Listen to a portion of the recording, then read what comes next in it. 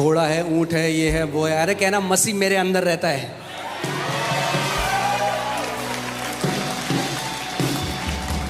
यानी आप कह रहे हो प्रभु कहता मेरे बच्चे, मैं तुझे आशीष तो देना चाहता था, पर तेरे घर में एक घोड़ा रखा है इसलिए तुझे आशीष नहीं दे सकता। ये जो शिक्षाएं है ना, इसने रॉब कर लिया मसीहों को। महान है वो परमेश्वर जो मेरे अंदर है उससे जो इस दुनिया में है।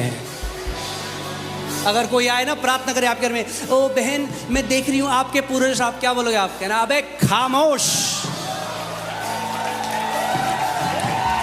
कहना मेरा पूर्वज अब्राहम है। क्या बोलोगे? कौन है हमारा पूर्वज? अब्राहम है मेरा पूर्वज, मेरा परदादा, उसकी आशीष आ रही है मेरे ऊपर आज।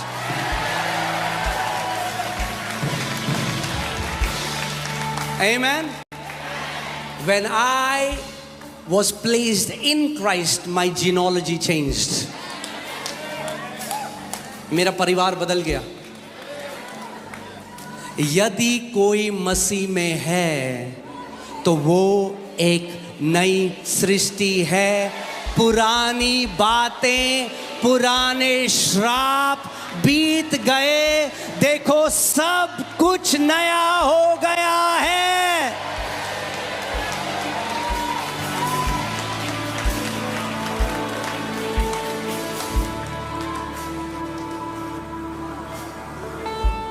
हमारे घर में कोई आए, वो वॉशरूम में गए होंगे, कह रहे आपने घोड़ा रखा है? घोड़ा वॉशरूम? मार दो फिर सारे घोड़ों को जाके।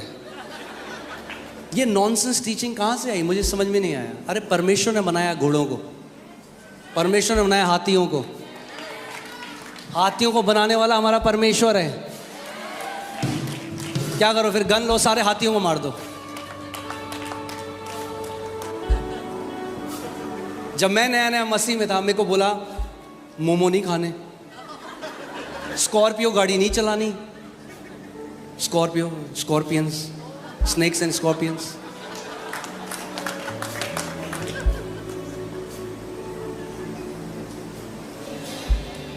ये जब भ्रष्ट कर देता है शैतान, तो आप अपनी मिरास में नहीं चल पाते। The Bible says righteous are bold as lions. जो शिक्षा आपके अंदर डर लेकर आती है वो परमेश्वर की ओर से नहीं है। सुन रहे हैं आप मैंने क्या कहा? जब आप सही शिक्षा सुनेंगे, वो आपको हियाव देगा और आपको बताएगा आप मसीह में कौन हो। अब मुझे ये 24 घंटे बोला है, ओ प्रभु मेरे दादा ने जो पाप किया वो क्षमा कर। अरे I will not confess the sins of my forefathers, I will confess the word of God. मैं अब वचन की घोषणा करूंगा, मैं उन प्रतिज्ञाओं की घोषणा करूंगा जो यीशु मसीह ने मेरे लिए किया है।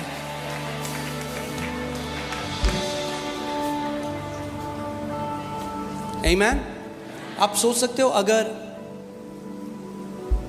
यीशु मसीह, उसके दोनों साइड चोर थे, हाँ थे कि नहीं थे? दोनों चोर थे और एक ने उस पर विश्वास नहीं किया और एक ने विश्वास किया। क्या कहा उसने?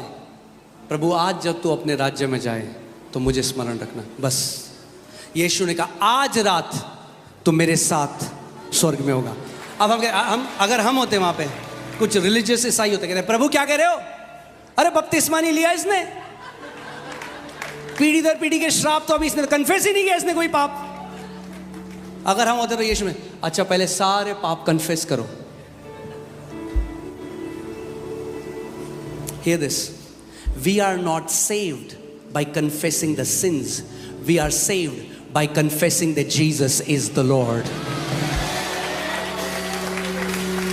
रोमियो में क्या कहती है बाइबल? यदि तू अपने दिल में विश्वास करे और मुंह से अंगीकार करे कि यीशु प्रभु है, तो तू और तेरा घराना उद्धार पाएगा।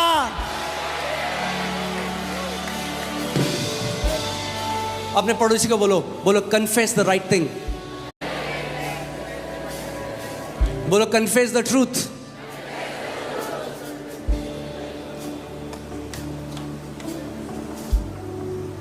आमीन। प्रभु का महान धन्यवाद हो कि यीशु मसीह उतना ज़्यादा धर्मी नहीं है कितने जितने ईसाई हैं।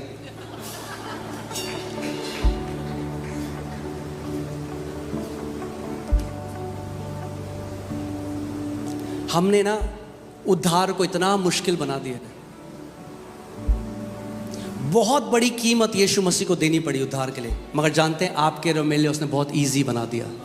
यही तो उसका अनुग्रह है। यीशु मसीह ने उन फरीसियों को डांटा, बोला कपटियों, सांप के बच्चों, ना तो तुम स्वर्ग जाते हो खुद, ना तो उन्हें जाने देते हो जो जाना चाहते हैं। अरे इतना सरल है। अपने मन में विश्वास करो और अपने मुंह से अंगीकार करो कि यीशु प्रभु है, तो तुम उद्धार पाओगे। हम कहते नहीं नहीं ऐसा नहीं होता, अब आपको ये भी करना है, आपको ये भी करना है, आप ये भी ऐड करो, ये भी घटाओ, ये करो वो करो।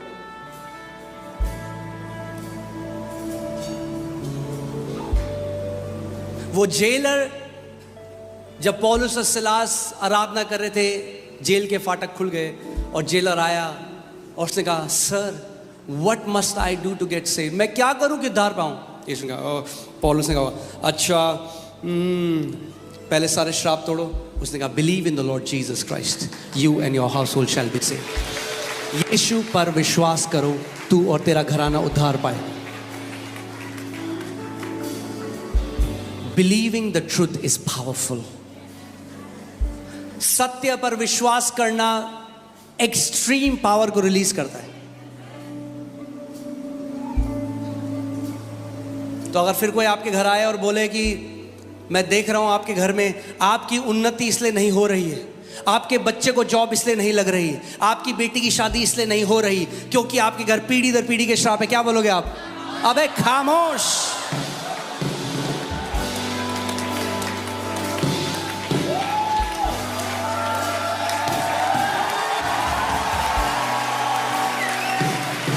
बोलो, मसीह में मैं आशीषित हूं, हर एक आत्मिक आशीष से।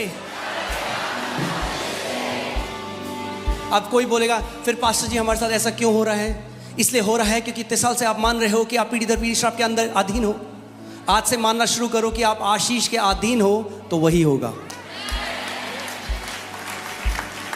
आज से मानो, दिल से मानो, मुंह से इसकी घोषणा करो। जब सुबह उठो बोलो, I am blessed with every spiritual blessing in the heavenly places in Christ Jesus. गरीबी आप जानते हो एक श्राप है? कितने लोग जानते हैं गरीबी एक श्राप है? अगर गरीबी एक श्राप है, then you are redeemed from poverty. आप गरीबी से छुड़ाए गए हो। आप जानते हैं बीमारी एक श्राप है? You are redeemed from sickness. आप जानते हैं डिप्रेशन, एंजाइटी, पैनिक अटैक्स एक श्राप है? You are redeemed from that. You are redeemed from every work of the enemy. अपने पड़ोसी को बोलो, it's easy. बोलो, आशीषों में जीना आसान है।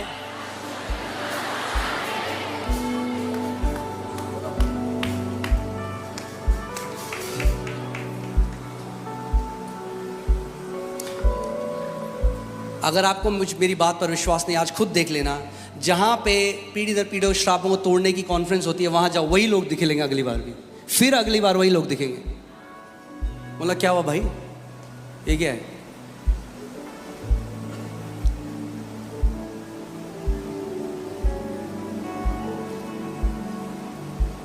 जहाँ आप बैठे हो वहाँ श्राप आपको छू नहीं सकता।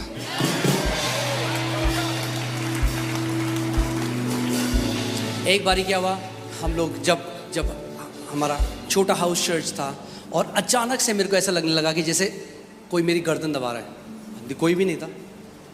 अचानक से I started to feel this heaviness, और मेरे को जैसे किसी ने बोला कि एक प्रिंसिपैलिटी तुझे अटैक कर रही है। उसी क्षण पवित्र आत्मा ने मेरे अंदर से वो स्क्रिप्चर आया। मैंने कहा, I am seated far above every principality, और एक सेकंड के अंदर इट जस्ट वेंट अवे। आमेन।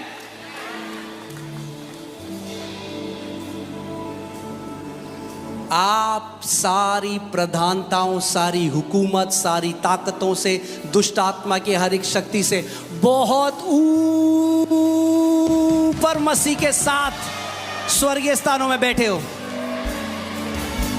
से I am uncursable. What does that mean? पड़ोसी को बोलो, व्हाट डज दैट मीन?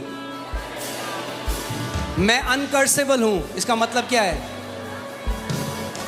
इसका मतलब anybody who tries to curse me, it will rebound.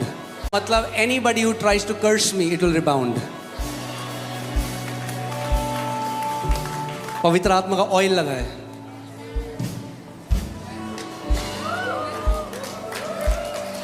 सो जो आपको श्राप दे रहा है,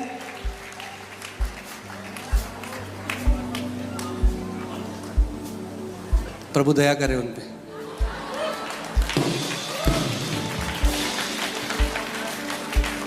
Say, I'm uncursable. Say it again, I'm uncursable. Say it again, I'm uncursable.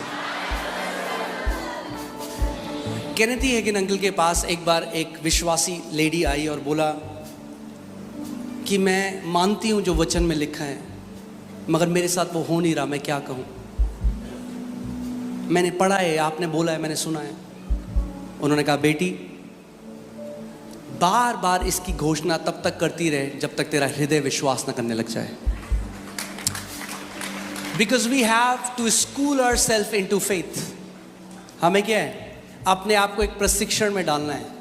The word is near you when it is near you, when it is in your mouth and in your heart. वचन तेरे निकट है जब वो तेरे मुंह में है और तेरे दिल में। मैंने आपको क्या बताया था? जब मैंने ये आयत बोली शुरू करी इफिसियों 1:3 कि परमेश्वर पिता ने मुझे सारी आत्मिक आशीष, मेरा दिल नहीं मानता था इस बात को, क्योंकि कर्जे थे, बैंक वालों के फोन आते थे। पर मैंने क्या किया? मैं उसकी घोषणा करता रहा। एक दिन मेरे दिल ने विश्वास किया और मेरे मुंह से अंगीकार हुआ, और जैसे ही हुआ उसका प्रकटीकरण मैं देखने लगा। For the law of faith to work, the law of faith is the law of the spirit of life, and it will set you from every law of sin and death. और law of faith कैसे कार्य करता है? You believe in your heart, आप अपने दिल से विश्वास करो और अपने जब भी आप कोई आयत पढ़ते हो, मैं मसीह में आशीष हूं, ऐसा मैं मसीह में, हाँ ठीक है। अगर आप विश्वास करते हो कि आप मसीह में आशीष हो, फिर आपको कोई भी ये सब बोलेगा ना कि आपके घर के अंदर कुछ गड़ा हुआ है जिसकी वजह से आपकी शादी नहीं हो रही, क्या बोलोगे?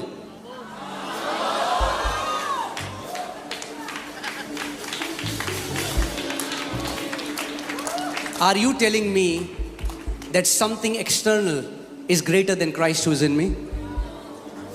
क्या आप मुझे बता रहे हो कि ये चांदी का सिक्का जो किसी ने गाड़ा था मेरे घर में, वो मसीह जो मेरे अंदर उससे ज्यादा सामर्थी है?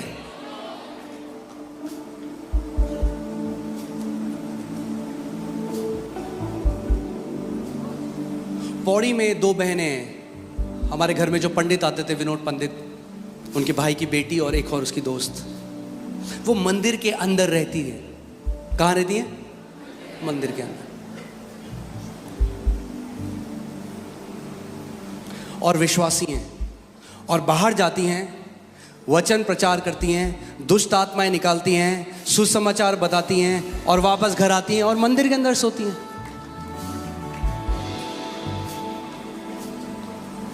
और ब्लेस्ड है। क्यों? क्योंकि वो जान गई हैं कि मसीह जो हमारे अंदर है वो महिमा की आशा है।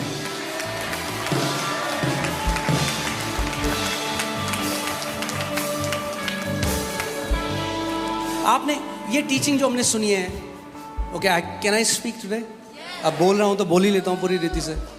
आपने कभी यीशु मसीह को देखा? कोई आया कोड़ी उसके पास, बोला तू इसलिए कोड में ये जो काला धागा तूने पहना है ना, did you ever see Jesus doing this? तेरे घर में ना मूर्ति है गड़ी हुई, उसकी वजह से तुझे चंगाई नहीं मिल रही। ही हील्ड देम देयर। और यीशु ने कहा, जैसे पिता ने मुझे भेजा है मैं तुम्हें भेज रहा हूं, जाओ।